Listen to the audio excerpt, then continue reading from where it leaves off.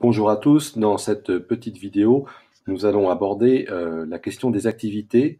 Une activité au sens de l'application, c'est en fait tout ce qui peut vous arriver et qui est prévu par la réglementation. Alors principalement, il s'agit d'emploi, mais aussi de formation, d'arrêt de travail, d'accident de travail, de congé maternité. Alors par exemple, pour la période de février 2017, nous n'avons rien. Pour créer une activité, on appuie sur ce bouton-là.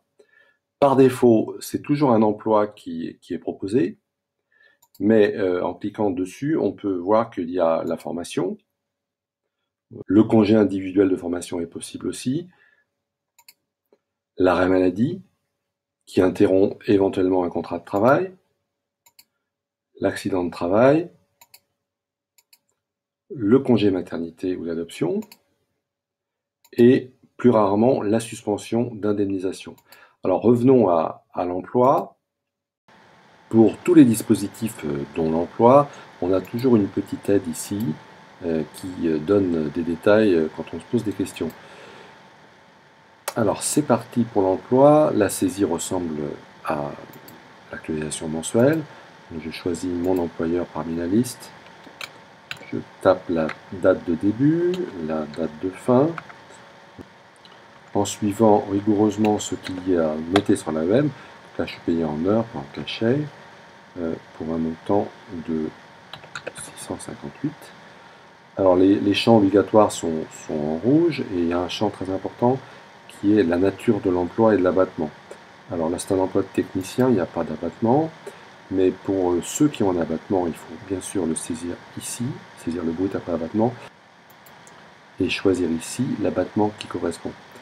On remarque qu'il est aussi possible de saisir tout type d'emploi, en particulier les emplois d'enseignants qui sont pris en compte par la réglementation, si l'établissement est agréé, et plus généralement tous les revenus, notamment au régime général, auto-entreprise, qui ne compteront pas pour les heures, mais qui diminueront l'indemnisation et qu'il faut déclarer.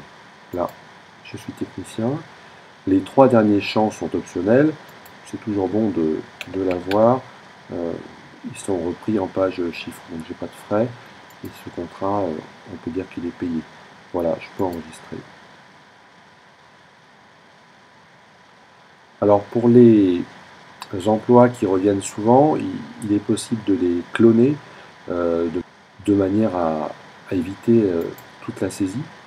Donc on ouvre un emploi existant, on appuie ici sur clonage, cloner, et on sélectionne la période de destination. Et voilà, j'ai un emploi qui est exactement le même que celui de février, qui a été cloné en mars. Je n'ai plus qu'à l'enregistrer. Bon, là on va pas le faire.